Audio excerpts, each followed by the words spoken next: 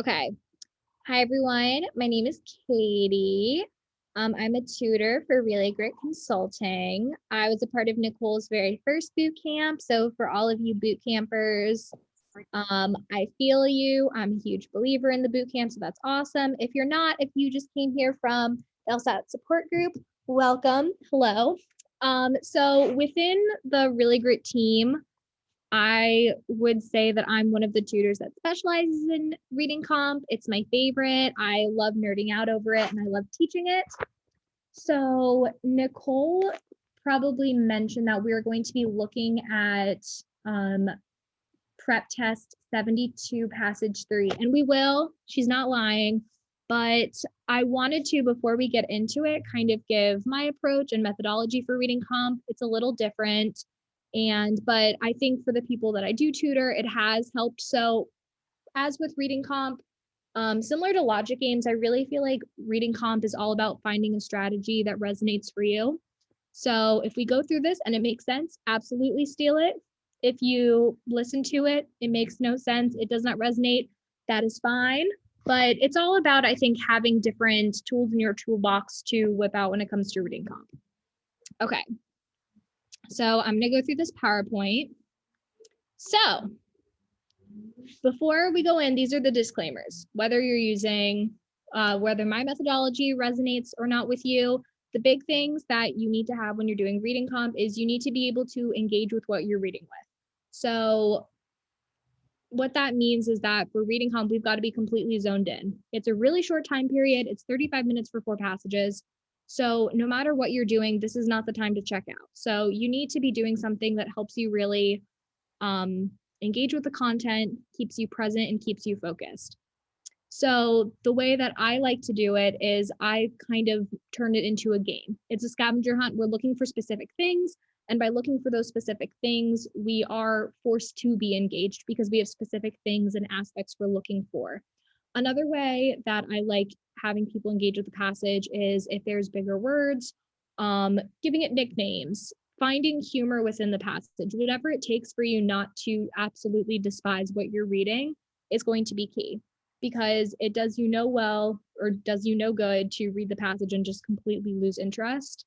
Next, Control F. You can use it on the test. If you have not been using Control F, you absolutely need to get in the habit of doing so. It is a game changer with the test, and it's a tool that they're expecting you to use, so you might as well take advantage of it. For some computers, it's Command F, but whatever it is, it lets you search specific words. So that's really great when you're looking for answers and you're trying to find things in the text and you're trying to make sure that your answers are provable. Great, so that's Control F. So if you're not using that, you need to start. Finally, when you're reading, you only have 35 minutes for 4 passages. There is absolutely no way, unless you have a photographic memory, that you are going to read it and you are going to be able to retain every single sentence that is in there. When we're designing a reading comp strategy, we're looking for structure. We're trying to read for structure. We're trying to find our big key points. And so it is okay if you are not walking away with every single aspect memorized. That's not the expectation. Fabulous. Okay, so from here, so obviously we know that there's science passages, there's comparative passages, there's science, there's arts and humanities. But to me, and with the strategy that I work with my students, all of the passages essentially fall into one of 3 categories. They're either an informative passage, a persuasive passage, or a cost-benefit analysis, or a compare or contrast. So from here, when we're trying to decide what the main point is and how we're finding the structure of what we're looking for, it starts in one of these 3 frameworks. So an informative passage, that is when the author is just teaching us about a topic. And this topic is not something that we're debating at all. This is a set person, place, or thing. There's no question that we're exploring. We are looking at something very concrete. And then the rest of the passage is giving us background on it, maybe showing it in real life. And in this, we have a more detached author. So the author's point of view is going to be a little more neutral.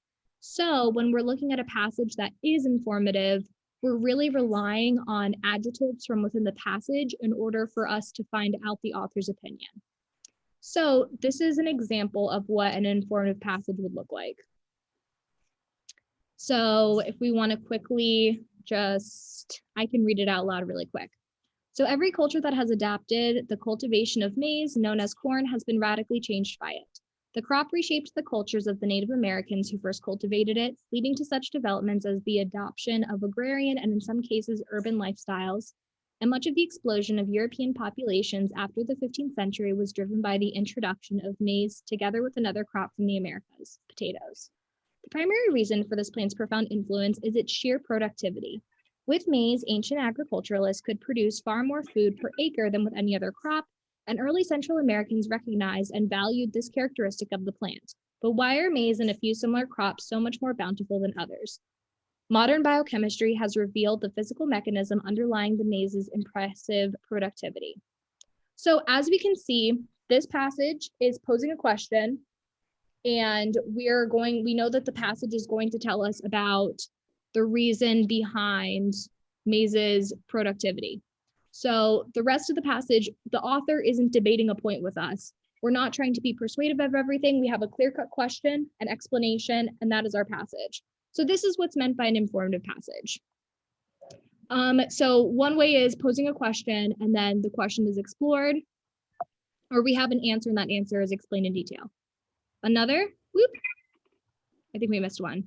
Great, here's another one. I'm not gonna read this one out loud, but even when if you wanna skim through it, this is a passage that's all about a type of narrative folk song. We have a lot of details, just giving us some background about the folk song. And then in the end, we learn that most importantly, their heavy reliance on familiar linguistic and thematic conventions serve to affirm the cohesiveness of border communities. So nowhere in this paragraph is the author making a conclusion or going against a common goal. We're talking about one topic, that's it. There's no debate, and the author seems pretty detached. That's what's meant by informative. So in an informative paragraph or passage, we're either going to have a person, place, or thing like a set object just introduced, and then the author is so excited to tell us about this topic, or we're going to have a question is posed and it's answered. The next type is persuasive, and this is the format we're the most familiar with because this kind of looks like one of our LR questions where we have like a set conclusion. So in this, the author is convincing us. So in an informative where the author is teaching us about a new topic, we're now learning about, great. They're trying to inform you of something, why is the author? Yeah, so for persuasive, the author has a different goal. The author's not necessarily trying to teach us about a new topic. The author is convincing us. So a sign that you're reading a persuasive passage is because the author is going against a group, or we're talking about an individual going against a group. So that's why I have the little protest sign. So you'll know it's a persuasive if we talk about most philosophers believe this, but so we need to have a common consensus that the author or the individual mentioned is rebelling against. So this is the easiest to tell author's tone because clearly if they're introducing their perspective in this point and going against the group, we know what their tone is. We know what their purpose is. It's very clear. So here is, this is the one we're probably the most familiar with, but let's quickly I'm gonna quickly do a speed read of this. The internet makes possible the instantaneous transmission and retrieval of digital text. It is widely assumed that this capacity will lead to the displacement of printed books by digitized books that are read mainly on computer screens or handheld electronic devices. Great, so see, we have the introduction of, I like to always say the man, and in the persuasive passage, we're trying to go against the man. So in this one, the herd it is widely assumed that this capacity, so that's our group that we're going against, that's the common belief, but it is more likely, I believe, that most digital files of books will be printed and bound on demand at point of sale by machines that can quickly and inexpensively make single copies that are indistinguishable from books made in factories. Great, so we don't really need to read the rest of the paragraph because that one really came out pretty clearly. So in persuasive, we have our big group, and then our author is going against the group. And so that's going to be the main point of the passage. The author is trying to persuade us that digitizing will not displace printed books. All right, so here is another example. Boop. Here's another example of a persuasive passage that looks a little bit different. So we have surviving sources of information about women doctors in ancient Greece and Rome are fragmentary, some passing mentions by classical authors, scattered references in medical works, and about 40 inscriptions on tombs and monuments. Yet, even from these fragments, we can piece together a picture. The evidence shows that in ancient Greece and Rome, there were, in fact, female medical personnel who were the ancient equivalent of what we now call medical doctors. So, the history of women in medicine by no means begins in 1849 with Dr. Elizabeth Blackwell. So here is, we're going against the common belief that in 1849, that is the history of women in medicine. So we're always looking for in a persuasive essay, what is the common belief? What is the author going against? And we know the purpose is going to be to persuade us.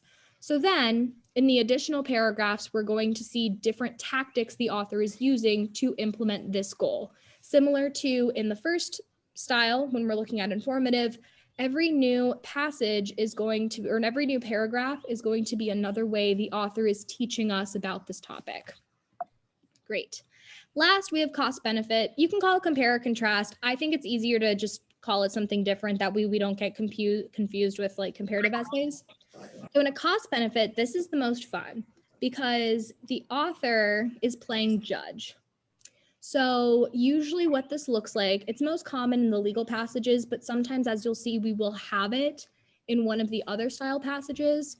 But essentially, we're exploring the pros and cons of one idea, hence cost-benefit analysis. So in this one, just in the other two, we're going to find our main point from usually early on in the passage. Like you should be able to figure out what the author's goal is by either the first paragraph or at most maybe the first line of the second paragraph. But for this one, we're going to find our main point at the end with the author's decision.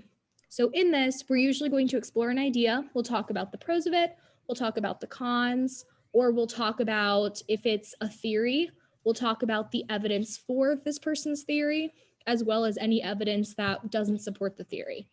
And by the end of the whole passage, the author is going to choose which one they believe. So just like in a court case, the author is either going to affirm it, so say like they're going to pick a side, or in some cases, they'll make recommendations for a better idea. So by the end of it, you should have a clear winner. If you're a visual person, I believe it's the Manhattan Test Prep Company, but in their books, they advocate for a reading comp strategy where you essentially make a T-chart and then you put things in one category or the other. And then in the end, you circle who the winner is. Think about, so that might be if you're a visual person, that's kind of what we're going for. We're comparing the pros, we're comparing the cons, and then in the end, the author picks which one they believe.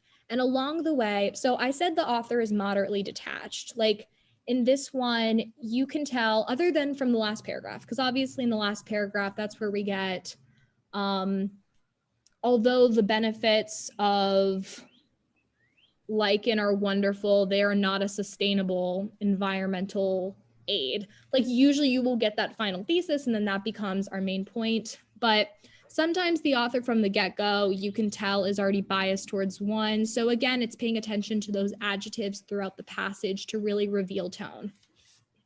Great. So here is, so this is an example of a very straightforward pros and, or yeah, cost benefit analysis. In this one, what's interesting is we see that this becomes a cost benefit analysis from that second paragraph. So we have, despite these benefits, however, some critics are urging caution in the use of these displays, pointing to concomitant potential for abuse or unintentional misuse.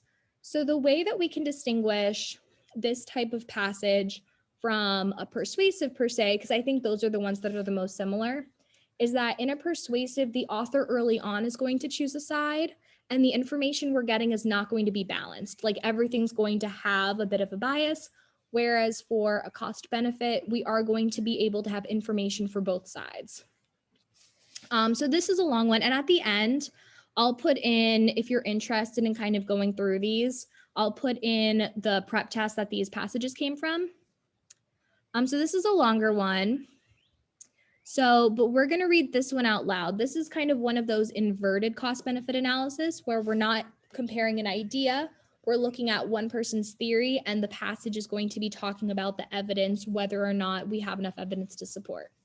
So we have Calvaria major is a rare but once abundant tree found on the island of Mauritius, sure, which was also home to the dodo, a large flightless bird that became extinct about 3 centuries ago. In 1977, Stanley Temple, an ecologist whose investigation of Calvaria major was a sidelight to his research on endangered birds of Mauritius, proposed that the population decline of Calvaria major was linked to the demise of the dodo, a hypothesis that subsequently gained considerable currency. Temple had found only 13 Calvaria major trees on Mauritius, all overmature and dying, and all estimated by foresters at over 300 years old. These trees produced fruits that appeared fertile, but that Temple assumed could no longer germinate given his failure to find younger trees. So this one is going to be a cost-benefit analysis, and that's because, now go back.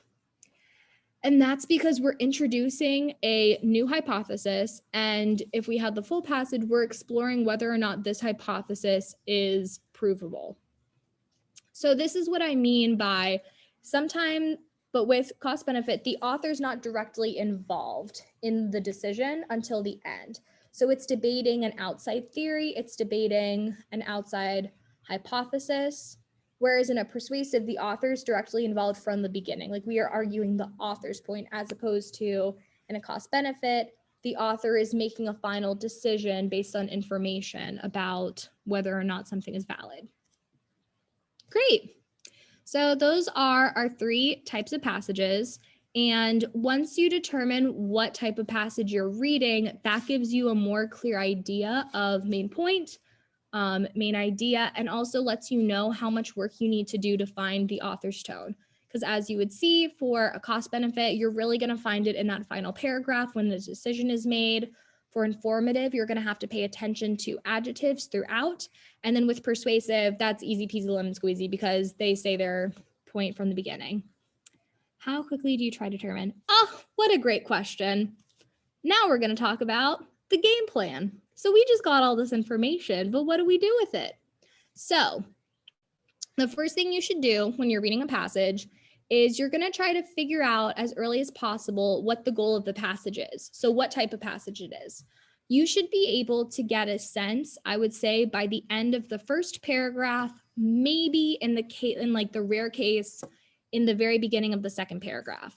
If you've made it through like 2 sentences of the second paragraph and you don't know what type of passage it is, then I would really say you're going too fast.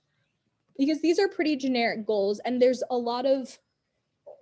enough kind of clues at what passage you're reading to where if you are going slow, it should be able to make sense.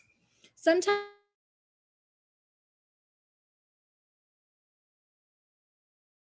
let me go back. I like to use the computer generated displays one a lot because I think it is a good example of you read it, you think it's going to be persuasive, and then you read this next sentence and you're like, oh, it's a cost benefit. They just put the benefits up in the first paragraph. So, but I would say pretty early on, like within the first 2 paragraphs, you should have an idea of what's going on. And Katie, is this kind of what you meant to by you're reading for structure, not just content? And like structure doesn't literally just mean like, oh, this is happening, then this is happening, and this is supporting it. Absolutely. But it's like structure / purpose, maybe. Yeah. So if you already know walking in what type of passage this is, so that's step 1 of structure. So if you're like, okay, the author's goal is to persuade me that we have good evidence, enough evidence to prove that there were doctors in ancient Greece. That's our purpose. That's what we're looking for. So every single thing from there is going to contribute back to our purpose, and that's how we find our structure. So from there, at the end of every paragraph I read, I want you to check in. And what that means is this paragraph achieves the author's goal of persuading us that there's enough evidence to prove that there were doctors in ancient Greece by, and almost like a rule in the reasoning question in LR, you need to be able to summarize like what they did. So did they bring in additional examples? Did they cite a study? Did they introduce the pros? Did they introduce the cons? Like what specifically happened? That doesn't mean you need to rephrase every single additional detail, but that's what I mean by structure. So we have our general goal, and every single paragraph from there is going to be doing something to help us achieve that goal. So you should be doing that after every paragraph. And this is also how we're going to make sure that we're going slow enough to when we get to questions, we know where things are. Great. And then from there, we're going to pay attention to adjectives because that's also going to help us reveal tone. And then I always like to say we're looking for the author's golden egg. So what does the author value the most? So for persuasive, that's going to be pretty easy.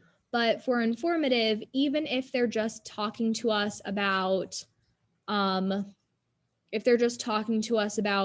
fishing, well, what have we learned by these different adjectives? Like, what has that taught us? Is the author like pro-environment? Is the author more positive towards local fishermen? Like, where have you seen those positive adjectives that show you what the author likes? Similarly, have there been any negative adjectives that have been used to describe a particular group or a particular idea? So our golden egg and then our bad guy. Similarly, like in a persuasive essay, that our bad guy is going to be whoever is going against the author's viewpoint. It's going to be the everyman that the author is rebelling against. Great. Okay, so once we've read our passage, we've done those little check-ins. And by the way, like all of this, I talk about kind of like an ideal study plan or what I like to give the people that I tutor for RC a little bit later on. But this is sort of meant to do in like fully writing out all of these sentences. These are fully meant to be done like in an untimed practice setting. The goal is that eventually you get so used to doing it, or your brain gets so used to looking for these specific structural elements that you start doing it naturally. But especially in the beginning, if you're really struggling with RC, it's good to kind of write it down and have a game plan of what you're looking for. Similarly, in an untimed setting, if you're someone who really struggles with author's tone, it might be a great idea to highlight every adjective you see and kind of get the sense of that. Are you going to do that on test day? Absolutely not. But especially in an untimed setting where you're trying to really get those like that ideal strategy, highly recommend it. Fabulous. Hey, okay. Katie. Yeah. So what you just described is something I had to do back when I was studying completely with author. I struggled so badly with author's tone. I literally had to do that exercise where every time I thought something that was even like the word primary, I had to learn that that's a strong word. Mm-hmm. But also what you said about structure too, like when you said like when we transition from just writing these down to going into like test day, one thing to consider is when you go onto that second paragraph and that first sentence, pause after that sentence and ask yourself, how does that relate from the paragraph I just came from? So if it starts with this, like you said on that compare and contrast one, and it starts with despite, it's easy for us just to keep reading. But whenever we go back to, okay, despite this compared to what I just read, it's going to help you make some of those connections. Sorry. Yeah. No, absolutely. So many great things that I want to be like, yes, yes, yes, yes, yes. I also think, Nicole, you have a fabulous quote when it comes to LR, and that's like, we need to read through the eyes of the conclusion. Well, the same thing goes for RC. We're just reading through the eyes of our author's purpose. So we're reading through the eyes of persuading us the sky is blue, or informing us about rainbows, or analyzing Purple Lucy. Yeah, analyzing Purple Lucy. Like that's the conclusion that everything goes through, is we're following through that structure. So that's why if you can get that from the beginning, that's going to set you up with a game plan.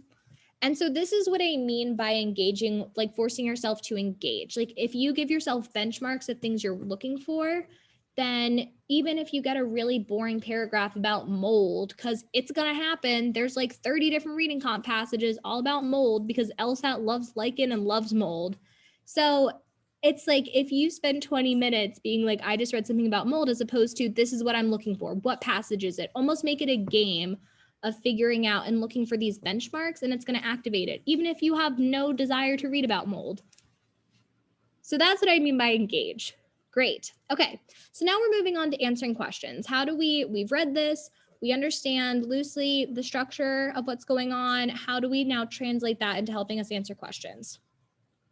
Well, you guys are spending so much time in LR, and I think one of the reasons why people like studying for LR over RC is that it seems like there's more concrete strategies for how to study for LR. There's more things in our toolbox for how to approach reading comp. But in reality, like RC is essentially just sneaky LR. Like it's the same questions, they're just phrased differently.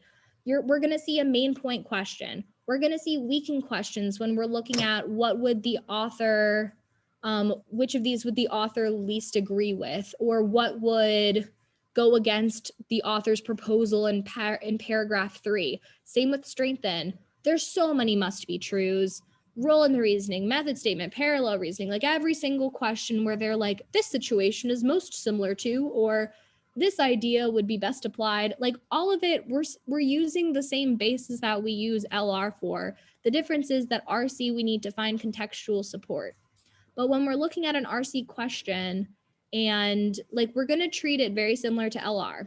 Now, I will say that as a like outside of like a couple questions where it's maybe a strengthen or weaken, we are looking at we're looking for weak answers. So essentially, like most of the questions you'll see in RC are going to be top-down questions. So we're looking for more mild choices. Obviously, it's going to differ, but just how you would do in your LR questions when you're looking at a must be true or you're looking at a main point, like weaker is going to be better because it's provable. And everything in RC is provable through the text. Great. Okay, here are my question tips. So one way that RC gets you is that you need to pay attention when they're asking the question about whose perspective they're asking from. So sometimes they'll say, the critics mentioned in paragraph 1 would feel what? Would feel this. In that one, like sometimes I think we're so frustrated because we just read a giant passage about mold that we're not paying attention to those small details. It's so important to look at perspective. And because in RC, they're very sneaky when they're talking about their theys. So really make sure that whatever they're asking you to do, you figure out whose perspective they're even asking you from. Additionally, pay attention to your goal. So again, that goes back to relate it back to what they're asking you. We do this so well in LR because we learn different strategies, but I think in RC, we just forget it because our brains are fried by the time we get to questions and we're so overwhelmed. Additionally, every answer is provable. You need to be able to find contextual support, which goes then to our next point. Control F is your friend. Use it. Like they're looking for, especially in the ones where it says, according to the passage, or this passage states, like they're telling you point blank, you got to be able to find it. Like you've got to be able to find, not verbatim, but you've got to be able to find a lot of support. If you ever just want to feel really, really silly and so frustrated, I highly recommend, there's a group on YouTube. They're called Velocity Tutors. They don't show you how to read passages, but they show you like where every single answer for almost all these RC passages is in the text. And it's so frustrating. It's so frustrating when they're like, oh yeah, the answer's in 20. The word's right there. So that's the level of provable. And so when you're doing your untimed, this is again where you need to be able to go into the text and highlight where you're getting your proof from because it's there. You just have to get used to finding that level of detail. Great. Our final point, and this is the most important point. You are an idiot sandwich, and that's okay. That doesn't mean that you yourself are an idiot, but in the context of reading comp, you are an idiot sandwich. One of the most beautiful things about the LSAT and law school is that all of us are coming from such like various majors.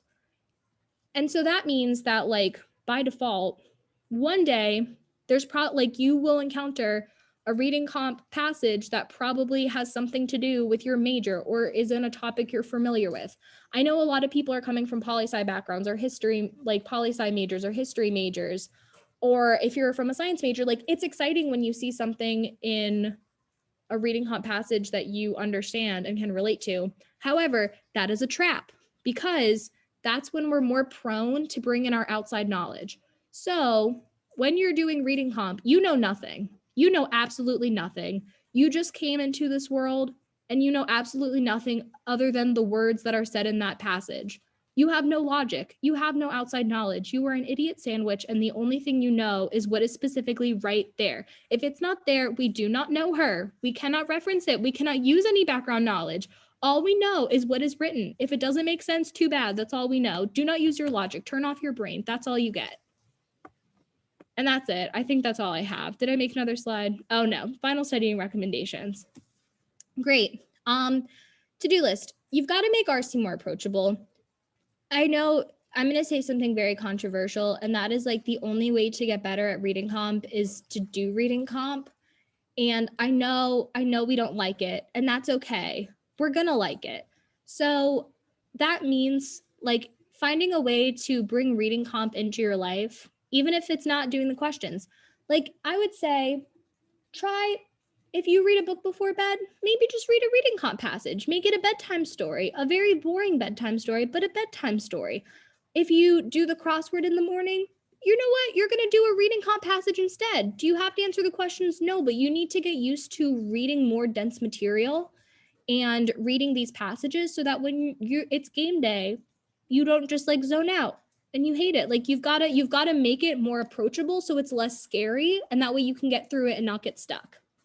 Great. We're going to introduce some untimed RC passages into your life. So when you're ready to kind of graduate into the next level, when you've now made RC less scary and terrifying, you're really going to go back, even if you're just doing one. But what we're doing when we do that one is we're perfecting a strategy. We're coming up with a game plan. We're really figuring out the level of proof that we need in a passage to justify an answer. Is it going to take you a long time in the beginning? Absolutely. Absolutely. And it should. But it's going to get better. And you're only going to be able to work into an optimal strategy that is efficient when you first know how to get your accuracy up. Oh, we have someone coming just in time. So I would say like try to do, even if you're only doing like one untimed RC passage a night, or you're doing like every other night, but that's the main thing that I put on all the people I tutor's study schedule is you've just got to do something. You've got to do a little bit of reading comp, and you've got to be able to sit there and find your optimal strategy for reading comp before you even have a chance of doing anything accurate in a timed section. Because when you're in a timed section and you're reading 4 passages about mold, a rainbow, a forest, and a Canadian law, like that's going to go out the window. So you've got to have your toolbox ready, and you've got to feel confident and know that you have a game plan. Great. Another thing that I highly recommend, if you don't have Law Hub and the Prep Plus, I'm not as familiar with Demon or with some of the other ones. I've used PowerScore, but whatever you're doing, you need to be practicing on a digital interface that lets you use Command F or Control F, whatever your computer tells you to do, and that lets you highlight. Like you want to be practicing on what you're going to do it on. So that's why I think that's one thing that most of the tutors in the group will agree on. Like the sooner you can transition yourself into digital testing and digital practice and like Law Hub and the platform, since that's the platform you're taking your test on, the better. And finally, like again with RC, just like with logic games, you've got to, oh yeah, I can explain Control F. I don't know if this is going to exit me out of the PowerPoint. It will. But essentially, depending on your computer, you're either going to literally press the button Control and the button F, or Command and then the F, and that pops up a little search bar. So you can type in a word and then it's going to find it if that word is somewhere on the page.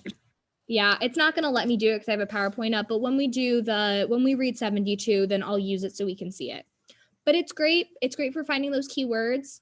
When I Control F for questions, you'll kind of see it when we get into the passage, but I try to look for the weirdest word in an answer, because if you Control F the word and, there's going to be like 33 of them. But so pick like a specific of a word and just go quick. But that's what I'm saying. Like the more you practice it, the less scary it's going to be, the quicker it's going to be. And finally, choose your own adventure. Like again, with logic games, RC is all about finding a way to organize your chaos and finding a way to engage with the content. So if what I just explained looks good to you and it resonates, absolutely steal it. If it doesn't, I live all the way in Florida, so I won't know. I'll just pretend all of you are going to use it, but I won't be offended. Great. I think that's it. That's all I have. I wanted to end on a high note, so I put in the person from up.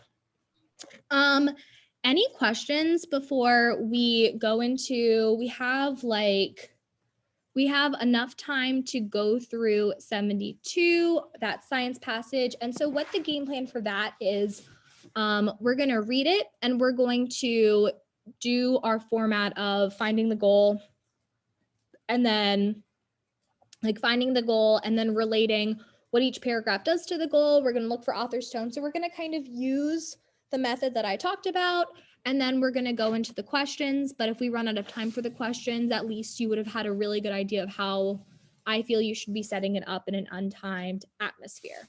But before we do that, any questions? I know I just word vomited lots of information. Yes, it's recording. So you can watch it again and again to your heart's content. Any other questions? Going once. I'm literally gonna send this video to everybody, Katie. Just so gosh. Like, Great. this is so good. I'm already being like, everyone that didn't come tonight needs to hear this. Yay. Okay. Any final questions? Going once. Going twice. No. Great. Okay. So can everyone in the Wait, I have a question for you, Katie. Was RC always your favorite? Did you always have a natural niche for it, or did you I'm honestly curious. I was a history major and a theater major, so I was kind of used to already reading specific terms wording. Fabulous, love that question. So I was already used to kind of reading a lot of dense nonfiction just from my history classes. And I think, but I definitely saw a shift in RC. When I first started, I thought I would be incredible at it. You know, I thought I was gonna walk in there, do no studying with RC and be amazing because it's I did history. I read so many boring books. I can do this. There is no passage that will stop me. But I think what's so hard, and I think what's so hard for a lot of people to grasp about the LSAT is that it's a completely different level of reading. It's a completely different goal. You're not reading to understand, you're reading to have you're reading for structure and you're reading for a blueprint to be able to answer 5 very specific questions on it. So that's different than reading for the purpose of truly understanding and being able to compare that to other reading. It's very hard. You're reading for your short-term memory. You're not reading for kind of longevity. And so it took me a while to shift from that.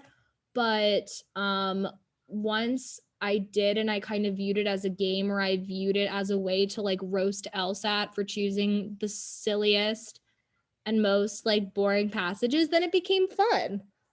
There should be a game of how many, the word lichen, if you haven't read 3 passages about lichen, then you have not done enough RC. There's just certain patterns, and I think I'm someone who gravitates towards patterns. So that's what kind of brought me to finding joy.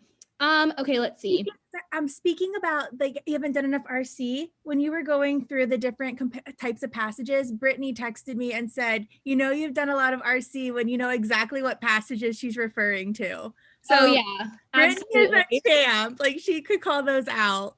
Absolutely. It's so there's so many just passages about, it's this one. There's so many passages about earthquakes. There's so many passages about lichen. There's so many passages about computer and corn.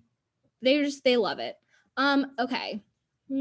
Specific terms wording. Yes. So for informative passage, I would say that, well, first off, the biggest indicant that you're not reading a persuasive is kind of the easiest to identify. So in that, we're looking for some sort of group that we're going against. We're looking for some sort of consensus. So we're looking for words like most people, most philosophers, the common belief, it is commonly held. We're looking for some sort of global term, and then the author or whoever they're referencing is going to say something that goes against it. So if we see that, we instantly know it's persuasive. We have nothing else to do. Well, we have everything else to do, but in that regard, we have nothing else to do. If we're looking at, so the other two are a little bit like less obvious, but we'll get there because usually in a cost benefit, we're going to have an idea, but then we're going to say something about some critics or others believe, like we're going to have the introduction of another group. Whereas with informative, the author's just so excited to tell us about those rainbows. The author's just so excited. Like there's no one offering any resistance. Like we're just talking about one topic. There's no debate. There's no argument. The rainbows are still there. So that's kind of just in terms of figuring out what we're looking for, types in terms of what passage it is. Other than that, specific terms or wording, I would say, especially in an untimed setting, if you're someone who struggles with author's tone, like highlight those adjectives. You will learn so much through the adjectives. And honestly, like some of the tones are so sassy. Like if you see the word obviously, then you know that's clearly what the author believes. Or so that some people like highlighting the transition words.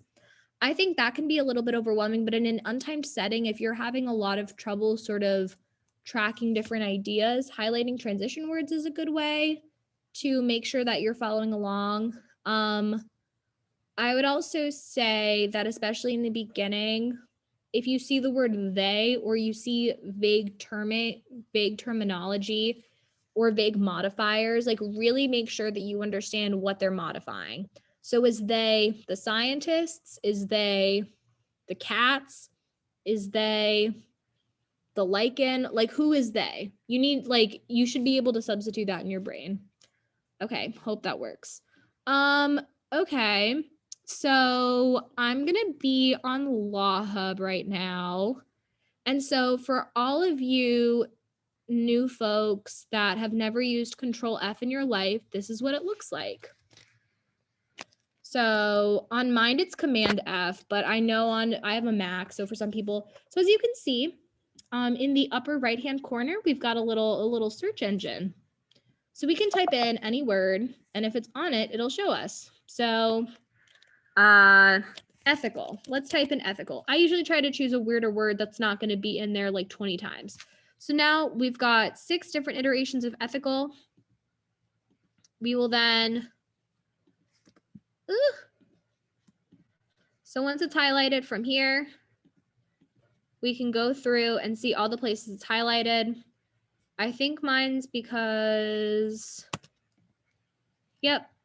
So then we can look at the 5 matches and we can explore the 5 different places it's mentioned. So that's Control F or Command F, whatever your technology allows you to do. And we use that really for the questions to be able to like go back and find specific terminology. So when you're done from tonight, I would say if you do nothing else for the rest of the night, just practice Control F. Just see what happens. It's a game changer. Your life will never be the same.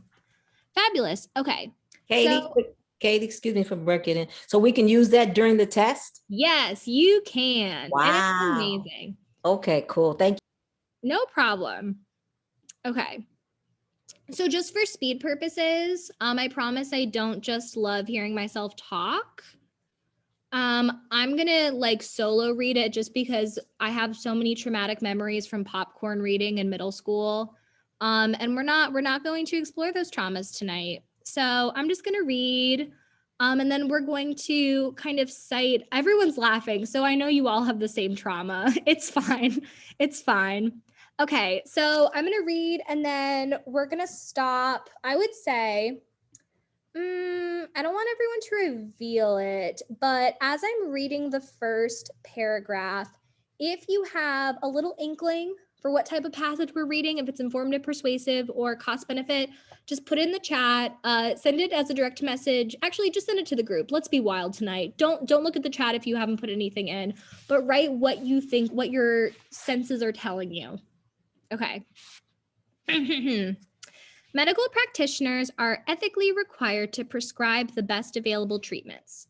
In ordinary patient-physician interactions, this obligation is unproblematic. But when physicians are clinical researchers in comparative studies of medical treatments, special issues arise. Comparative clinical trials involve withholding one or more of the treatments from at least one group of patients. Traditionally, most physicians and ethicists have agreed that in testing a new treatment on a patient population for which there exists a currently accepted treatment, the participating physician should have no opinion as to which treatment is clinically superior, a state of mind usually termed equipoise. Equipoise, sure. Okay. If you have an inkling of what type it is, type it in the chat. It's still not completely clear to me. I have an inkling, but let's read on to that second paragraph, and I'm going to stop after the second sentence because by then we need to figure out what's going on. Unfortunately, the conception of equipoise that is typically employed, which I will term theoretical equipoise, may be too strict. Theoretical equipoise exists only when the overall evidence for each of the two treatment regimens is judged by each clinical researcher to be exactly balanced and ideal, hardly attainable in practice. Okay, we very clearly have a stance, so put your guesses in the chat. You have 1 minute.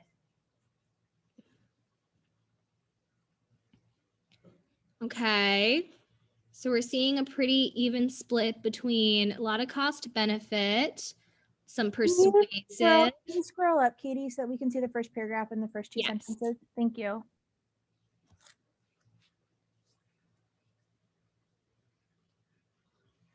Ooh, we're seeing, okay, no one thinks informative. That's good. That's good. Okay. At 8:52, I'm going to call it.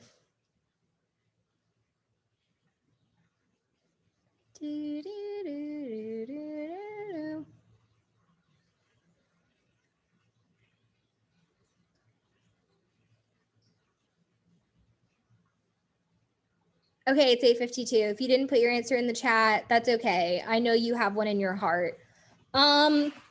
So again, when we're looking at the difference between persuasive versus cost benefit, we're going to have information on both sides. So our author is more neutral.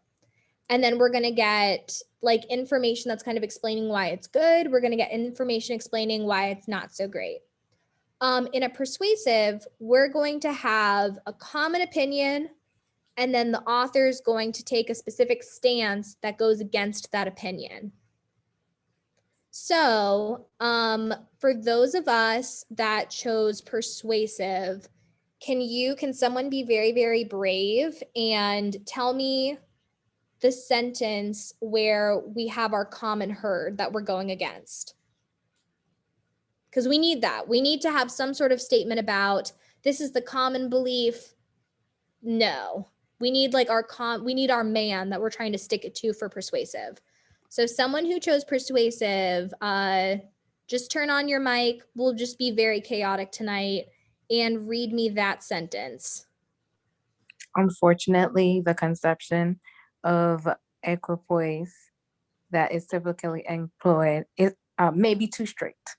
Yeah. So that's the author's opinion that's going against the common herd. And this one, you kind of get bonus consensus because we have the conception of equipoise that is typically employed. And then we also have the statement up here that says, traditionally, most physicians and ethicists have agreed in testing a new treatment. So this is the persuasive argument. The author is going against theoretical equipoise. So can someone give me a very eloquent sentence that states the author's goal, something of the point to the purpose of this passage is to persuade us that insert persuasive point. Someone turn on your mic, be brave, be articulate. It's 8:54 p.m. Nothing you say will be wrong. Wait, no, not that. But like whatever you guess will be fine. It's a safe space.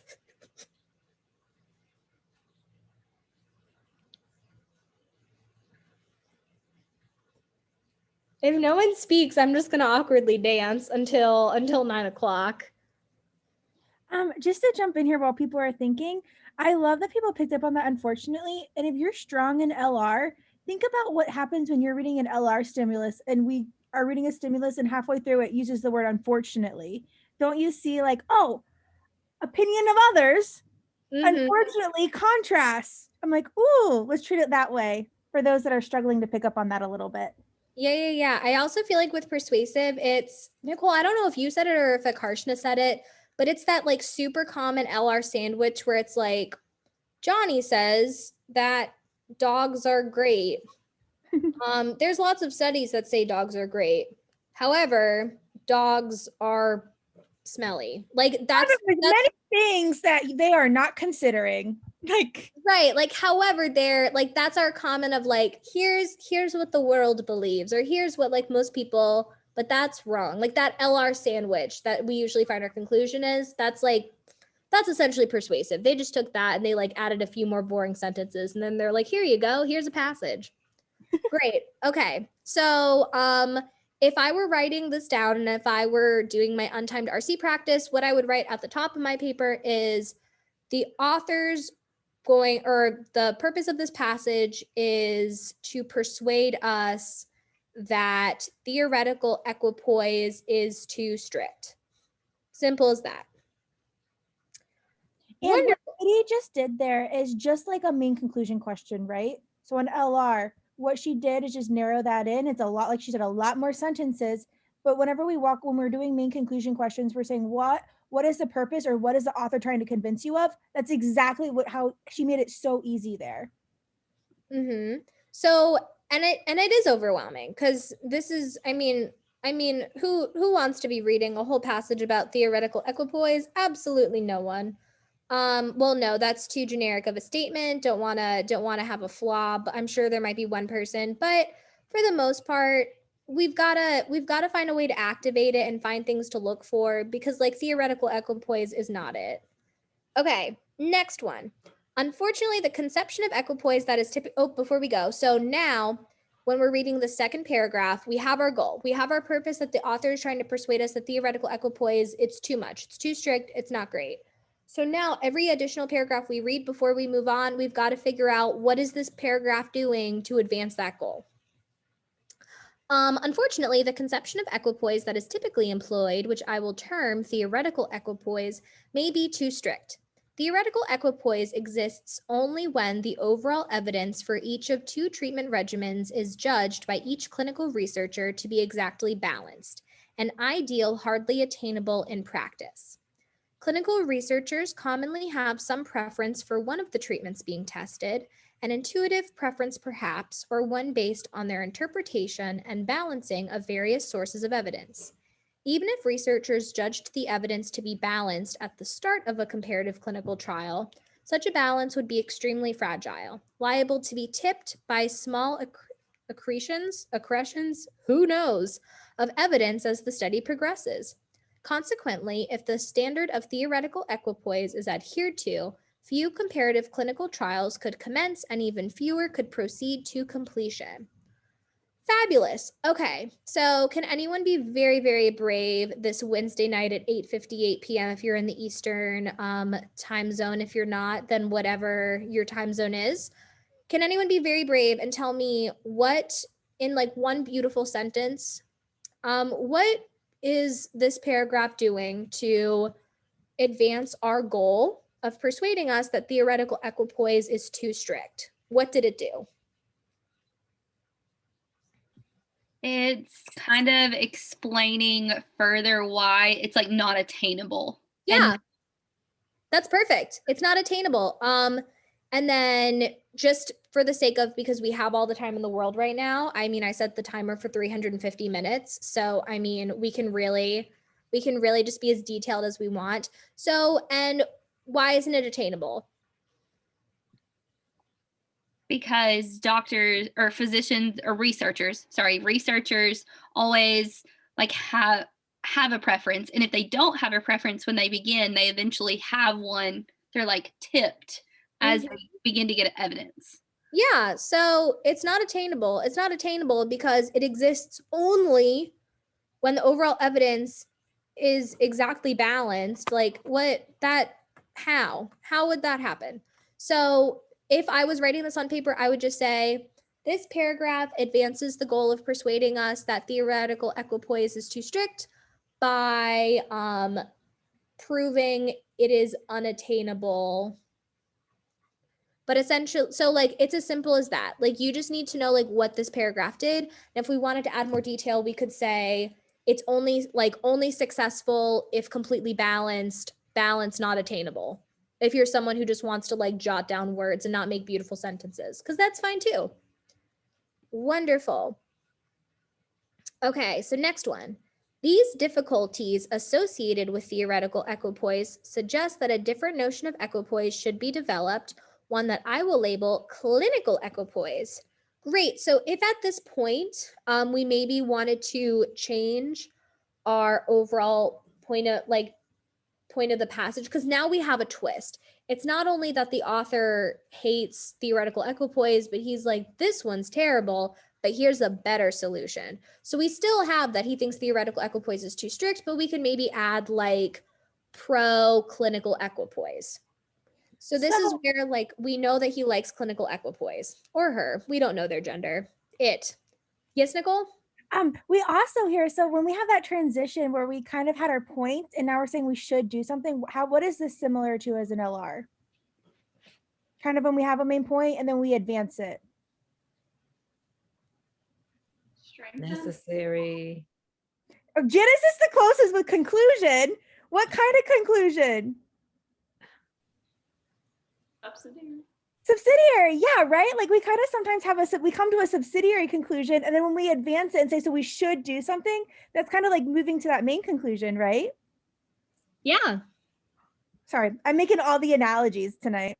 No, it's perfect. I think it's like learning logical reasoning, I think feels better because there's more structure, there's more resources in place. I feel like a lot of time books or tutors are like, okay, here's a reading comp passage, read it.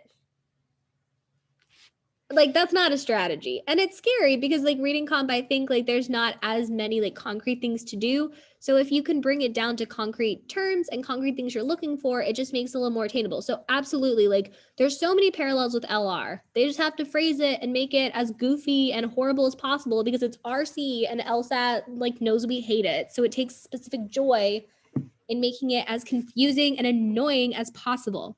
But we will not fall for it. Okay. Clinical equipoise would impose rigorous ethical standards on comparative clinical trials without unreasonably constricting them.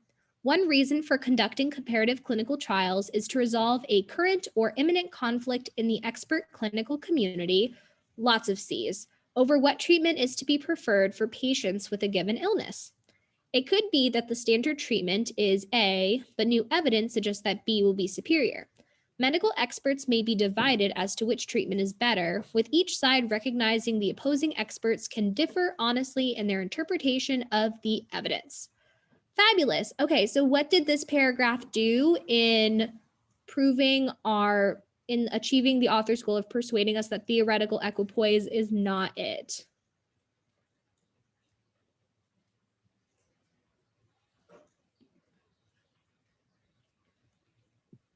I'll go again if nobody else wants to answer. Yeah. So it gave us a good, like a reason why it's good. Yeah. Without unreasonably constricting them. Like, yeah. So offers another solution, and this one, people are allowed to have different opinions. Like you're allowed to like one thing more than the other. So there's just like more leeway. So it gives us an alternative suggestion. Fabulous. And that's that. Easy peasy. We don't have to write a whole paragraph. We don't have to recite a Tropicana speech about everything we learned. Like we're just really looking for what happened and what did it do to achieve our goal. Fabulous. In our last paragraph, the very absence of consensus within the expert clinical community is what makes clinical equipoise possible. One or more of the comparative clinical trials' researchers may have a decided treatment preference based on their assessments of the evidence, but that is no ethical bar to participation in the trial. The clinical researchers must simply each recognize that their less favored treatment is preferred by a sizable constituency within the medical profession as a whole. Wonderful. What did this last paragraph do, someone other than Brittany, to to advance our goal of persuading us that theoretical equipoise is not it?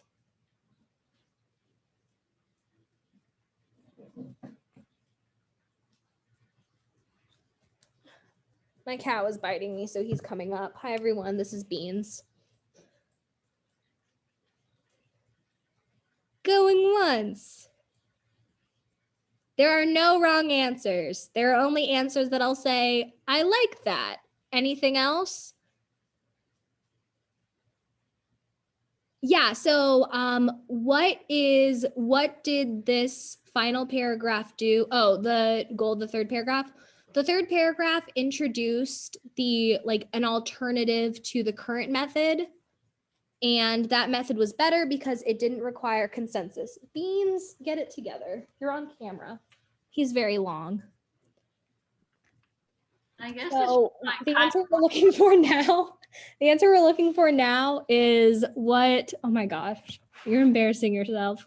The answer we're looking for now is what is the final paragraph doing to achieve the author's goal of persuading us that theoretical equipoise is too strict?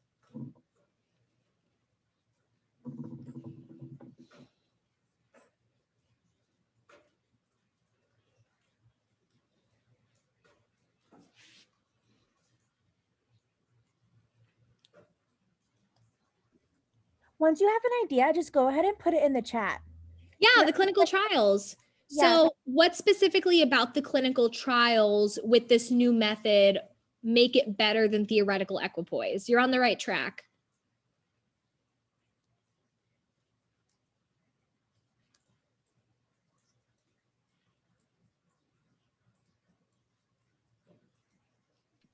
Is it that there's like no restriction if we give it the clinical equipoise like title? There's no like restrictions as if it was like theoretical. Is that what you're trying to say?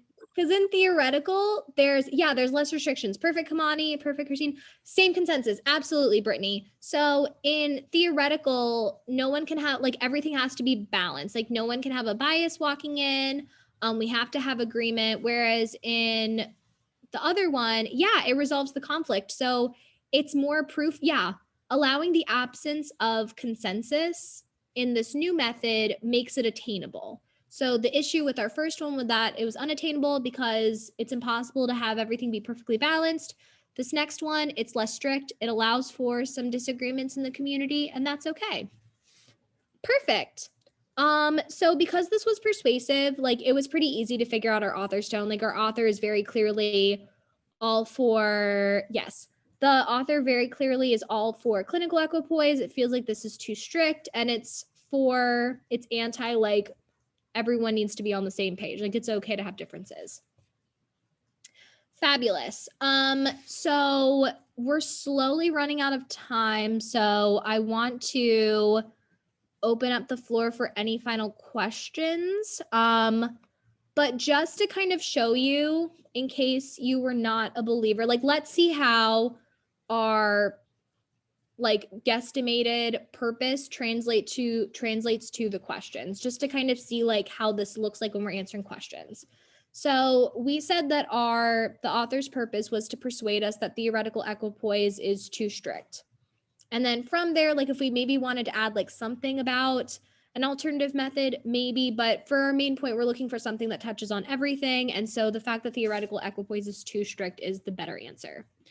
So I don't think there's a way that I can make it to where you're going to see all the answers, but just reading through these. Katie, where it has the AA on the top, can you make this font smaller? It's not quite perfect, but yeah. Okay. So so if that's our prediction of what the purpose is, we're looking for something about persuading us that the one method is too strict. We've got explain the difference between two conceptions of an ethical standard together with how these conceptions would affect comparative clinical trials. Was this a compare contrast essay? Were we comparing two methods? No, we were saying one method's bad, here's a better method. Gone. Argue for a more reasonable, less restrictive interpretation of an ethical requirement than the one traditionally given by ethicists and physicians. Look at this. That's what we predicted, persuading us that Mandy, I'm gonna come back to your question, don't worry. Yeah, that's essentially what we predicted. The author's trying to persuade us that the current method's too strict. Boom. Primary purpose of the second paragraph. Well, we learned that the primary purpose of the second paragraph when we're predicting is that it's only works if we have complete balance. That's not attainable. So let's see if we can find something that essentially says it requires something and explains like why that's not possible. Provide a view that contrasts with arguments in favor of clinical equipoise. No, we didn't even know about clinical equipoise until the third paragraph. Explore the factors underlying physicians' preference regarding competing treatments. Do we care about competing physicians' view on treatments? No. Undermine the moral principle that underlies the theory of theoretical equipoise.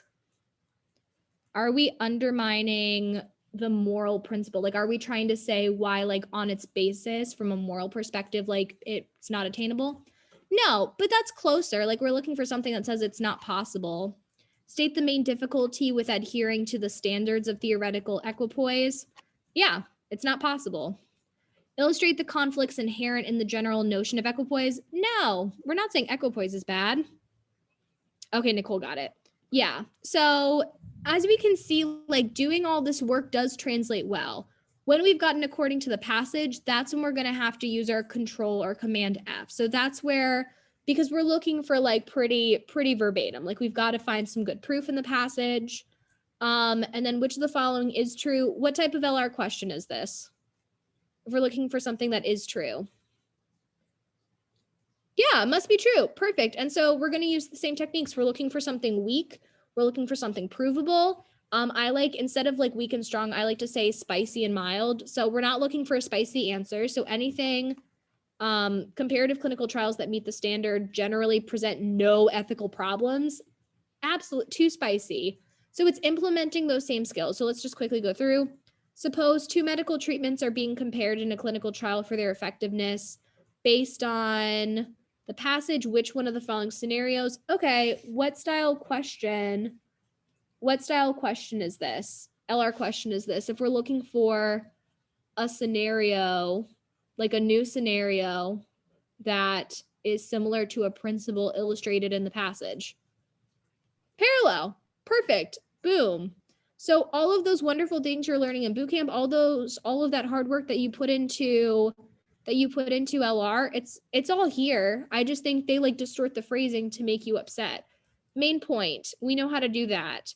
Community, this is going to be that like method in the reasoning where we take, it's just instead of a whole sentence, we're looking at one word. Following is true, must be true. Author's arguments, third and fourth paragraph would be most weakened, a weakened question. So all of this is attainable. You have all the skills to do it. You just have that weakened question. That would be an example where we might want a strong answer.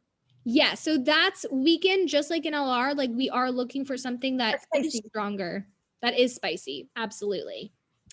So yeah, RC's great. It's not as scary as the world makes it seem. Just, you got to walk in with a game plan and know that there are benchmarks to look for. You've got to find a way to engage and make it more user-friendly. And you've got to find a way to do it more in a way that you don't hate, because if you dread it, you're not going to do it. And if you don't do it, you're not going to get any better. And if you don't get any better, then that just puts too much pressure on your other two sections, and you don't want to walk in with that stress. And that's the end of my TED Talk. If we have time, could we do 17? Sure. Okay. I couldn't figure this one out. Yeah. Okay. I missed this one. Yeah, you're good. Okay. Suppose two medical treatments are being compared in a clinical trial for their effectiveness in treating a condition. Based on the passage, which one of the following scenarios would be significantly more likely to jeopardize theoretical equipoise than clinical equipoise?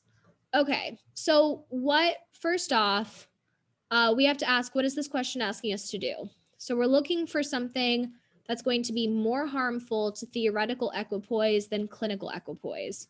What is the difference between the two? Like in very brief statements, like why is clinical equipoise way better than theoretical equipoise according to our author? Theoretical is way more strict, and they have to be really unbiased. Yeah, It's structured, it's less strict for over here. So we're trying to do something that's really going to hurt theoretical. We also need more of a consensus. So we know that those are kind of like the buzzwords we're looking for. We're looking for something having to do with consensus. We're looking for like maybe it's impossible to reach consensus or it's impossible for people to walk in without a bias. Okay. The initial results of the trial so strikingly favored one treatment that they were published and widely disseminated before the study was even half over. As a result, most physicians who specialize in treating the conditions came to favor the effective treatment before the trial had ended. Does this jeopardize it? Yeah.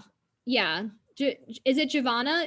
I love how you're shaking your head. Absolutely not. That completely goes against, that would be perfect for theoretical equipoise because we have everyone on the same team. Preliminary results in the trial suggest that the two treatments are equally effective in treating the condition, but these results are not reported while the trial is underway, and thus few in the expert clinical community are aware of them. Like, could this be a problem? Maybe, but like, what does this have to do with the difference between theoretical equipoise to clinical equipoise?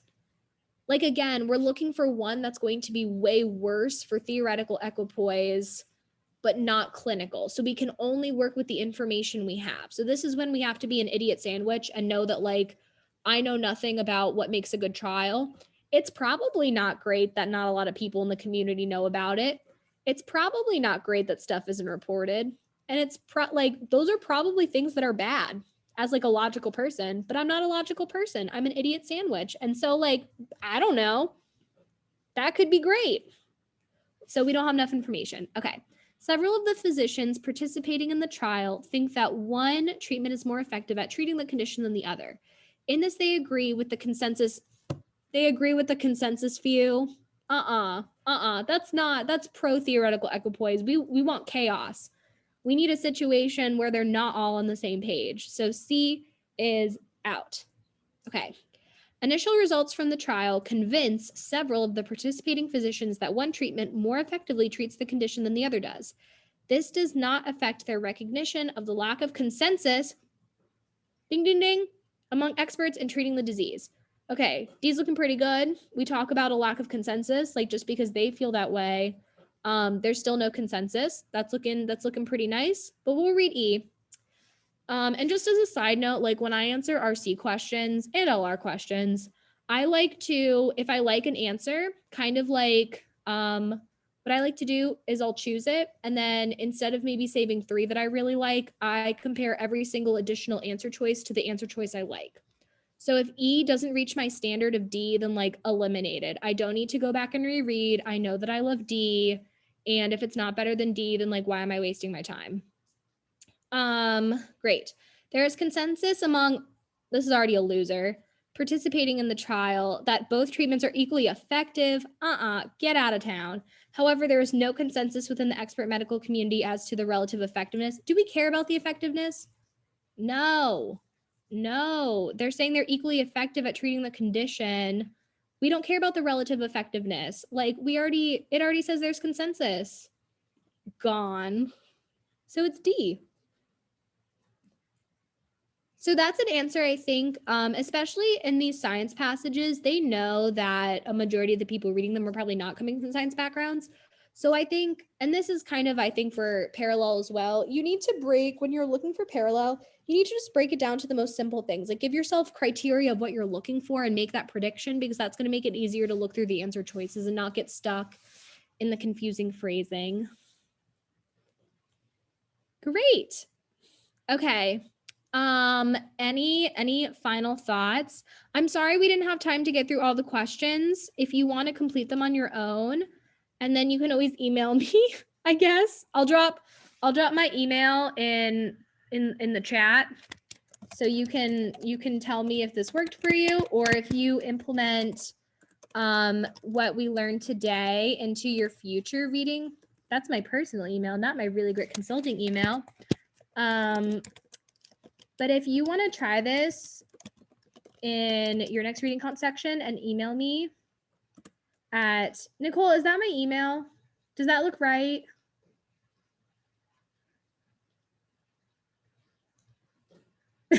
Okay, phew. I think I haven't like automatically logged in, so I haven't like had to type it in forever. Okay. was Yeah, that's my amazing. email. Thanks for verifying. Seriously, Katie, that was amazing. This was Katie's first time teaching like a live class on her own, even though she's very experienced helping TA boot camp. She's very experienced tutoring people one-on-one, but she just seriously has a knack for teaching. And I just hope that she knows how much we appreciate her. Oh, stop. Thanks. Any final questions before you all go to bed? Anna, funny, thank you. Thank you for laughing at my jokes. Oh, okay. If you're interested in tutoring with Katie, you can book a free consult with her. She also does one-on-one tutoring, and I'll put that link in the chat. And she's $35 an hour. But hopefully she'll teach some more classes in the future. You guys can convince her. Don't put us to bed. We've got to study. Ooh, you bet. You bet. My bedtime was 9, so this is a wild night. This is a wild LSATing night. Great. Okay. That's it. Any final thoughts? Constructive criticism? Thoughts about your day? If you want, you can go to Google Really Great Consulting and write us a Google review. Those always help us. Yeah. Okay. Bye. I don't know. How do you end? Nicole, what do you have a motivational ending that you end your classes on? No. I feel bad being like, no, I just let for oh, you can stop recording, Katie. Oh.